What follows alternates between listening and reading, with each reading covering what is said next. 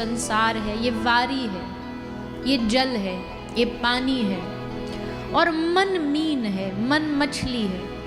जैसे पानी के बगैर मछली नहीं जी पाती, वैसे ही हे नाथ मेरा मन विषयों के बगैर नहीं जी पाता, विषयों में लिप्त रहता है, विषयों में खोया रहता है।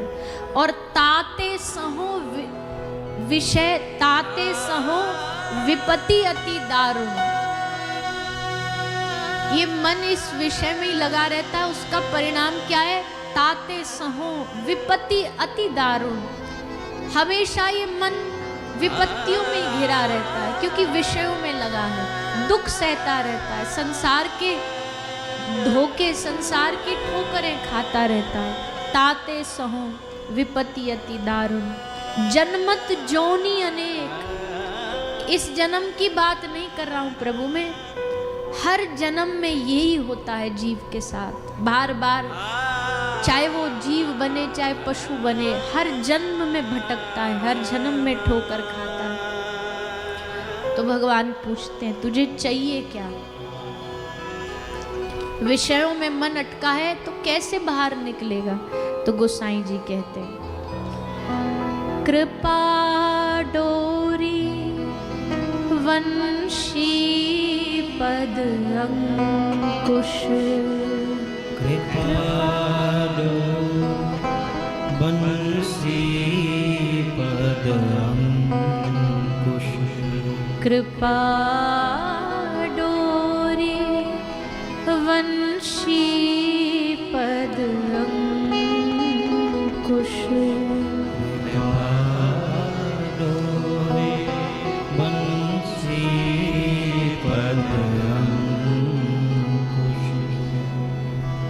परम प्रेम मृदु चारो, परम प्रेम मृदु चारो रे हरि। परम प्रेम मृदु चारो,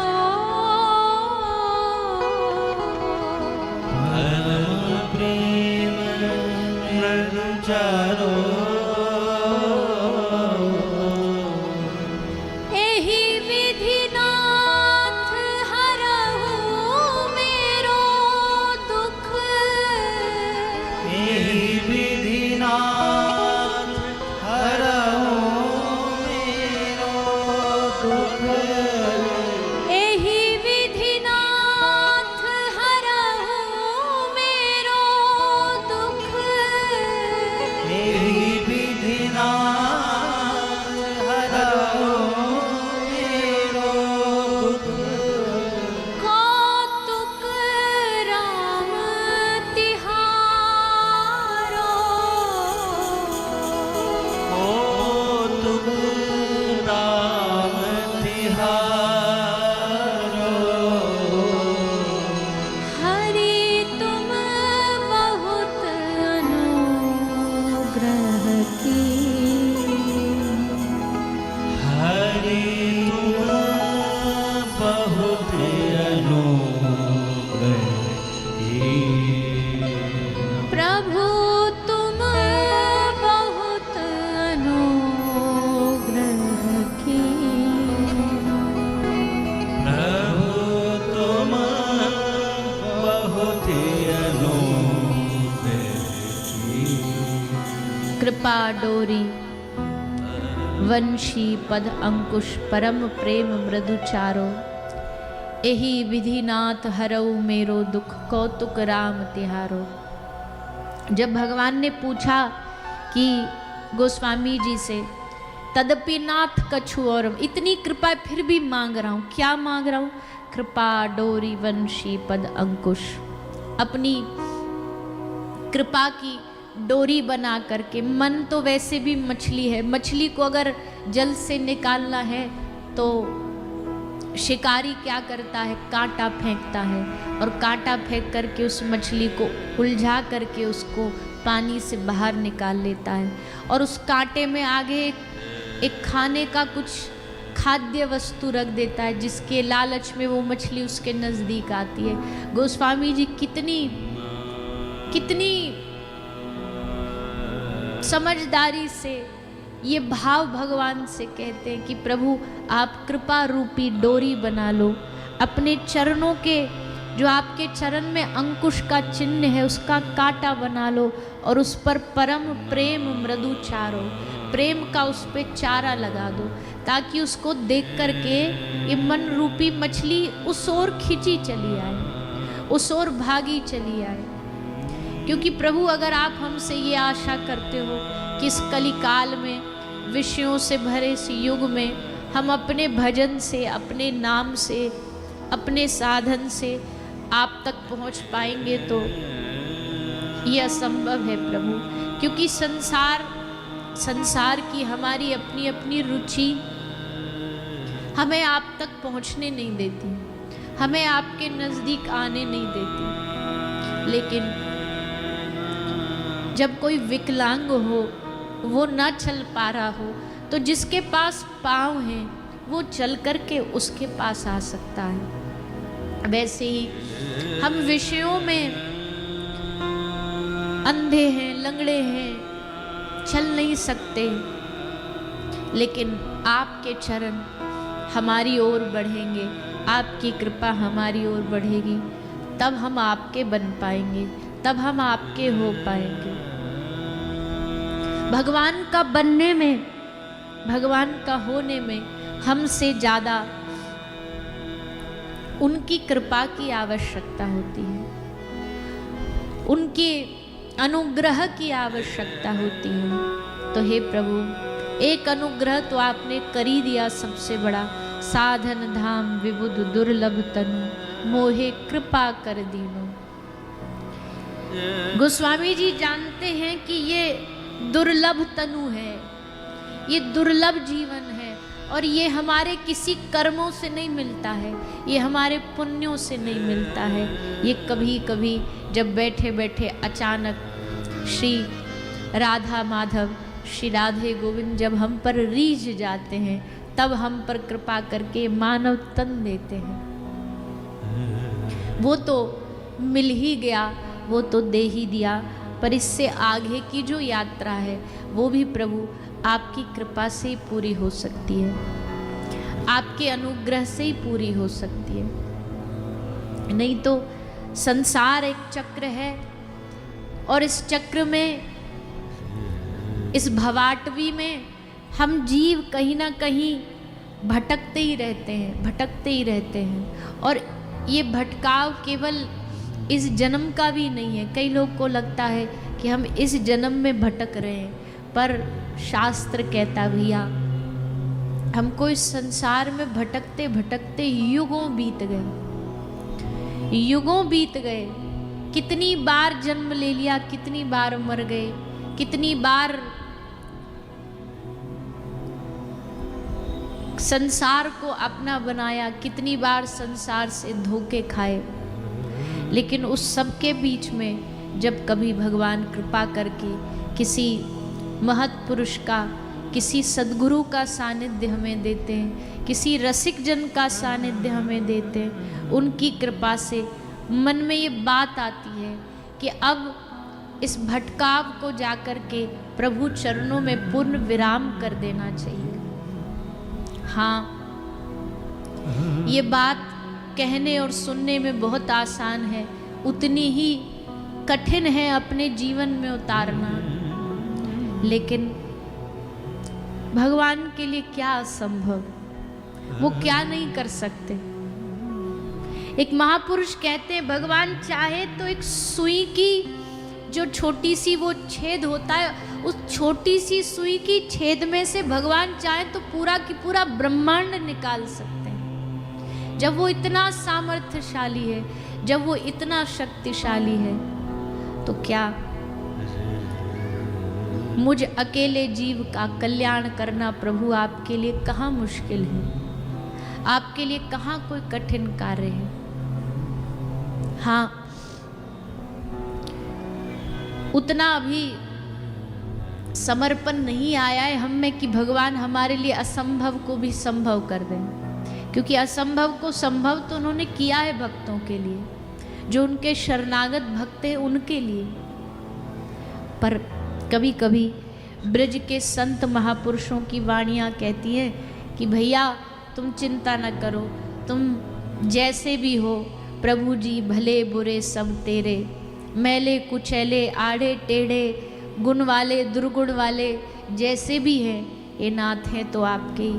बस ये भाव रख करके हम आपसे प्रार्थना कर रहे हैं। अपने गुण देखूं तो मोते नीच ना कोई, अपनी ओर देखूं तो मुझसे अधिक कोई दुर्जन नहीं होगा, पर आपकी कृपा देखूं तो उस दुर्जन में भी, उस दुर्गुण में भी लगता है कि नहीं, भगवान की कृपा की एक आशा का दीप हृदय में जलाने का मन करता है कि ना, प्रभु चाहे तो कृपा कर सकते हैं। इसलिए गोस्वामी जी ने कोई संसारिक विषय नहीं मांगा।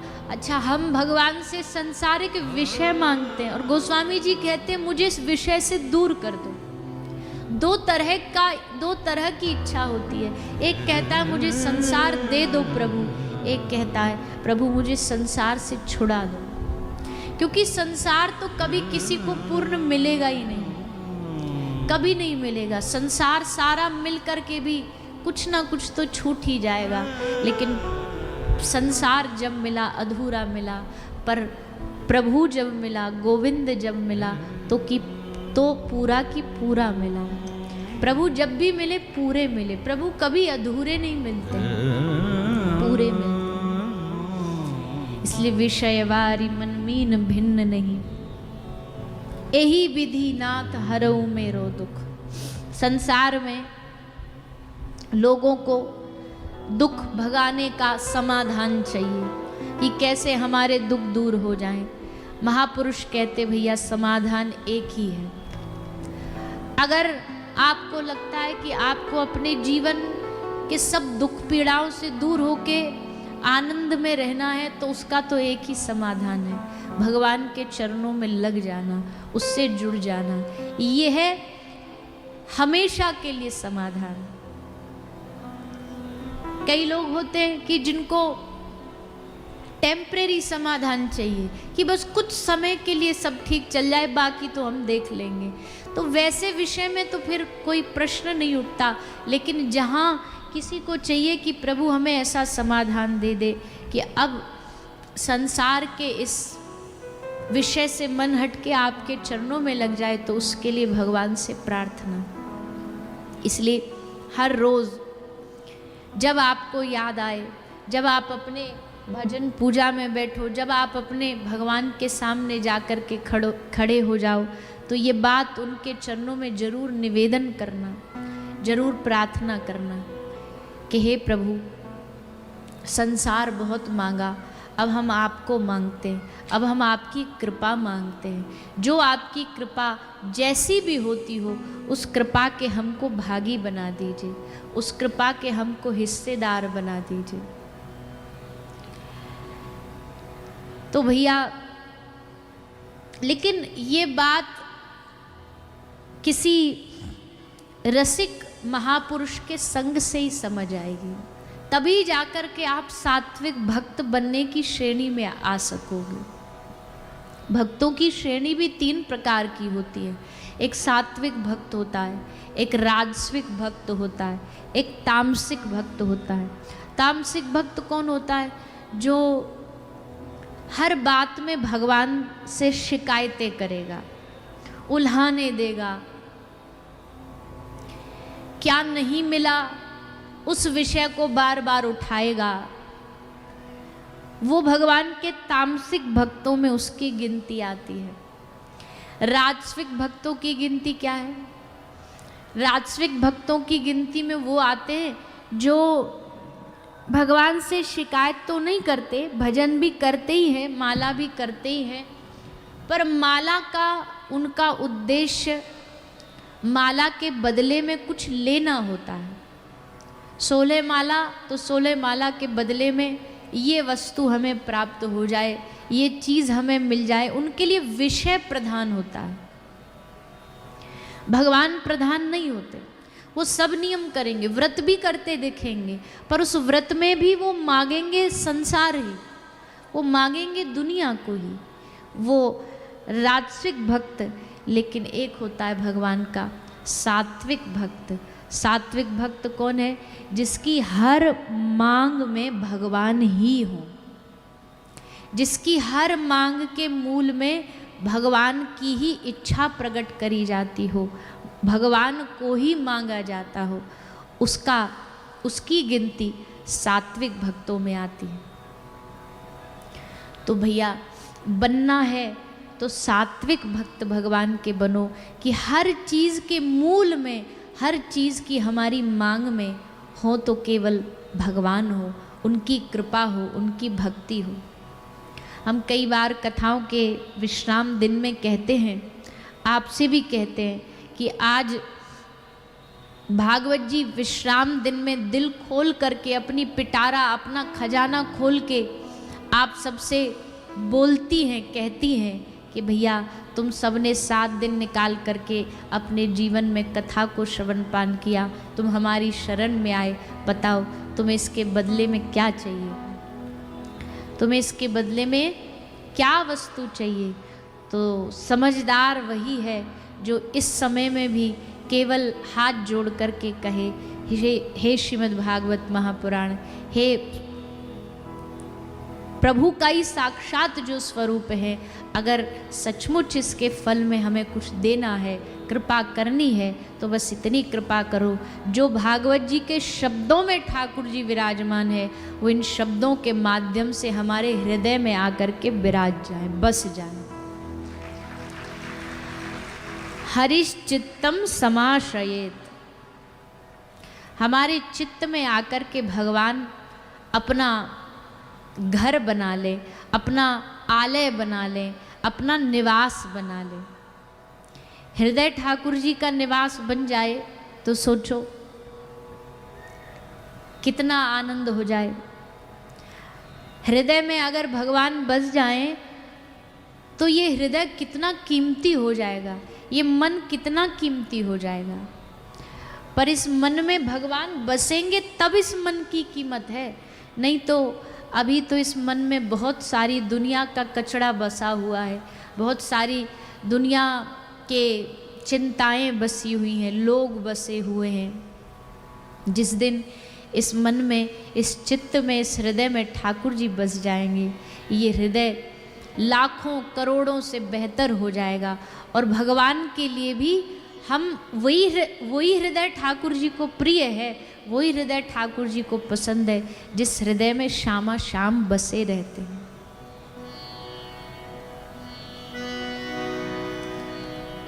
तो बस आइए उनको हृदय में, क्या मान करके? श्यामा श्याम है प्रिय।